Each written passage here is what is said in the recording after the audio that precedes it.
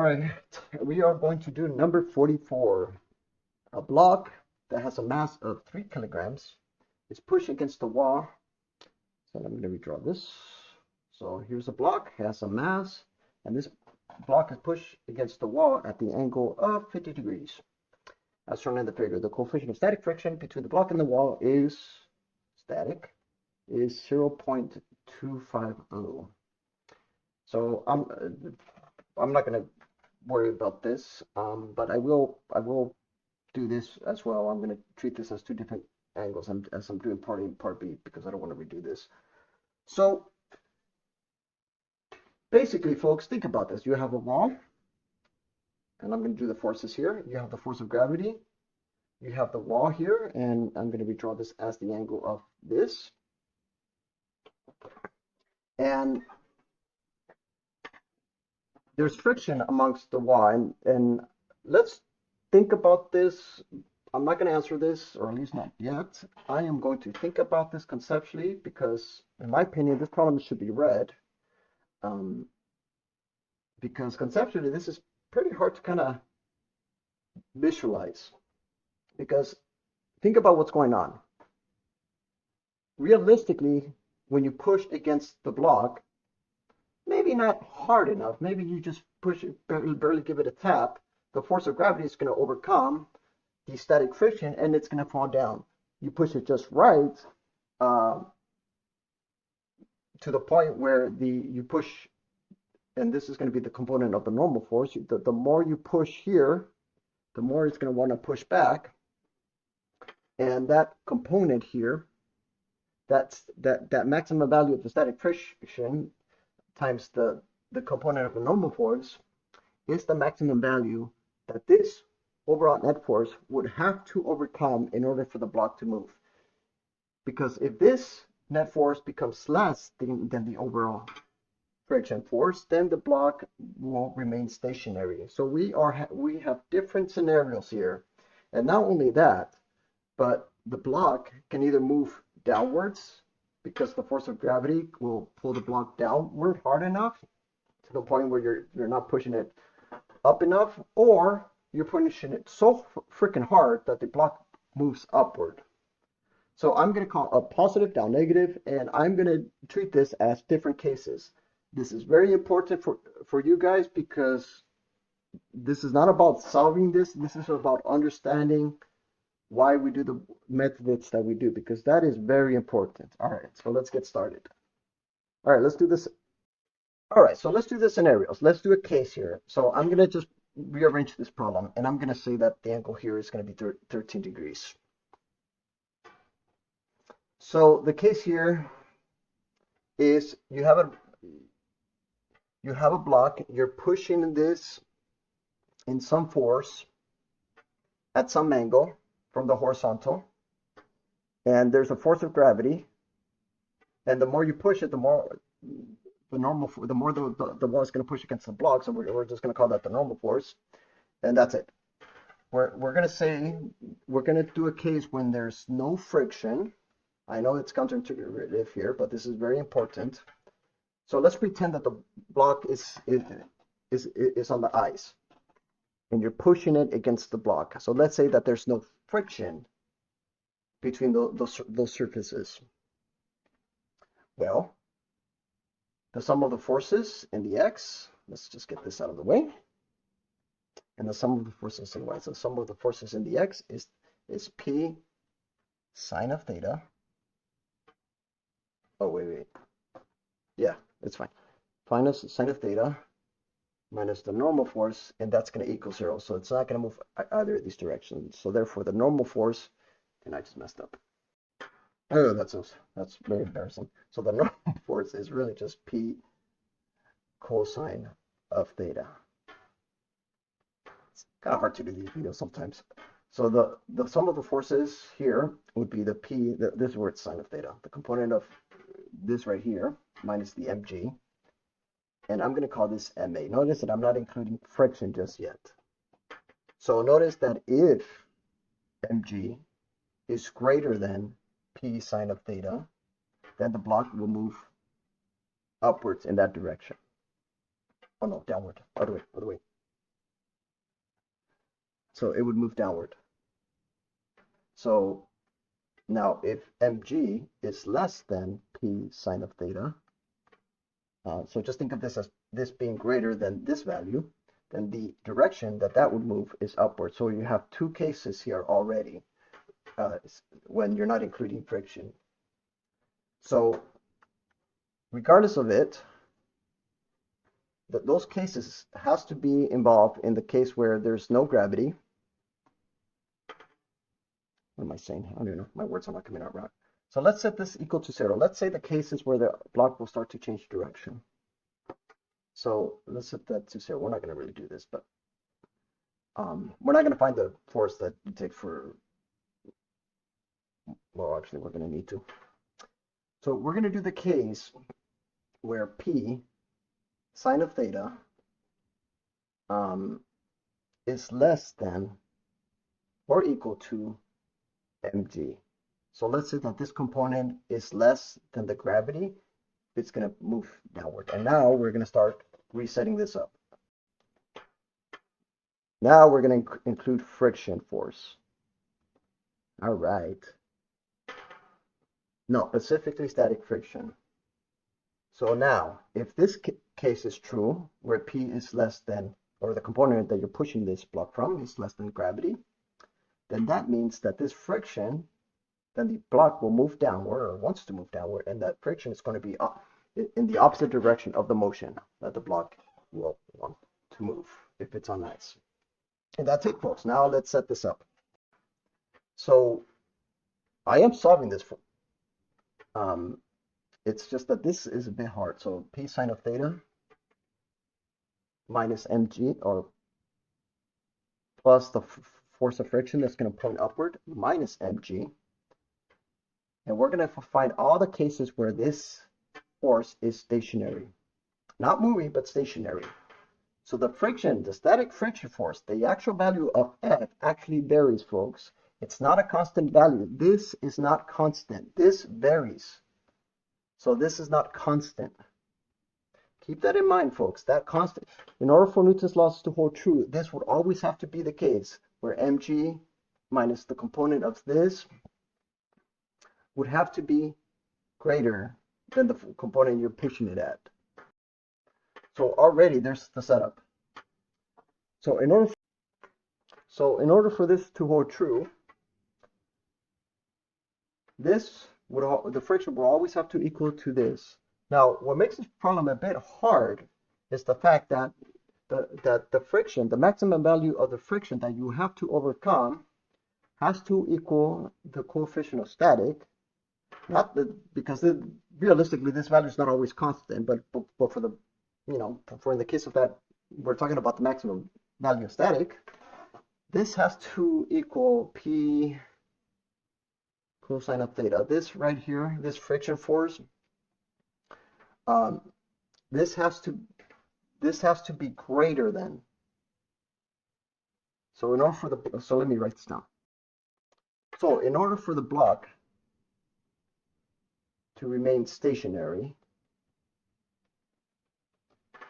all the possible values of P, this will always have to be greater than this. Because if this force, if the overall net force overexceeds the value of the static friction force, meaning overexceeds its maximum value, then that's not friction, then it will turn to kinetic, then the block will start to move downward. So this is already the setup, folks. This is really the case. So in order for this block to remain stationary, this has to hold true in all those cases. So let's solve for this. Let's kind of like get a sense of this. So this is going to be the force of static, P cosine of theta. I'm going to set this equal just to treat this as an equation, mg minus P sine of theta. So I'm going to solve for P, but I'm going to think about the case where P is 0. So if P is 0, notice that this right here would be 0 greater than this. It's not true, so therefore the object moves. So therefore we can already say that if P is 0 up to the value where they start to equal to each other, which we're going to find out what that value is in a moment, then the block is in motion, because the friction force will always be less than this from the values from 0 to whatever that p-value we're going to solve. So let's get those boundaries. So I'm going to do the math here on the side.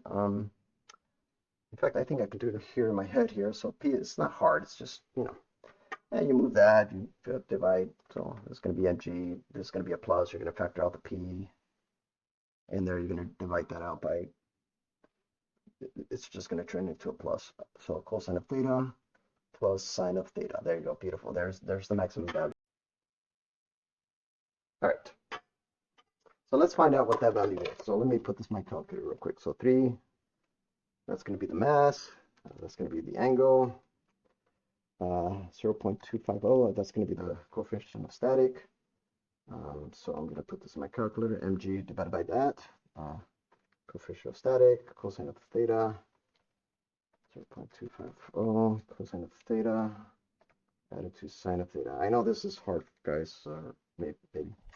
All right, so that p-value right here that we just found is going to be 31.722 newtons. And we just established what happens when p is 0 up to that value. So from anything from up to that value, this does not hold true, but anything greater than that, this holds true. And here, right here, let's find out what that component is. So let's opt for this. So in order for this to hold true, p. All right. So here, p would have to be less than or equal to 38.38 newtons. So in order for the block to remain stationary, folks, so this will be a motion on the values of 0 to p up to 31.72 newtons. So that's the case right there. So in order for this to remain stationary, in order for that to hold true, this would have to be the values of this right here up to p, all the way up to 38.38 newtons. So folks, I hope you guys notice what I did here. So I am accounting for all the possible values of p for this block to remain stationary, or for it to move. So if it's p from 0 to up to that maximum value, then that's a motion. It's going to be kinetic, and it's up to gravity, it's going to be stationary. Now let's look at the case where this. Now let's copy. All right, now let's take the case where this component is greater than gravity. That means that p would have to be greater than 38.38 newtons. So let's redraw the force diagram. So let's say that this is going to be p, and let's say that this is going to be some angle, and let's say this component is going to overcome gravity. So therefore, you have gravity here, you have the normal force. So now which direction is the friction in this case when this is greater? It's going to be right here in the opposite direction. So now let's set up the forces diagram. So now let's set this up. So p sine of theta minus the friction force minus mg equals 0. We're going to put all the cases where the block is stationary, not moving, but stationary. So in order for this to be true, the force would have to be p sine of theta minus mg. And whatever that friction is, whatever this friction value is, in order for the block to remain stationary, this would have to always equal less than or equal to, maybe not equal to, I'm just to the component of the static friction, the maximum value, which is this multiplied by p cosine of theta. So in order for this to hold true, this equation, if this equation holds true, then the block is stationary. That's what we're going to view it as.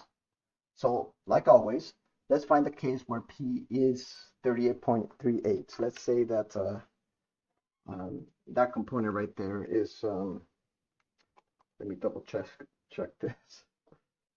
That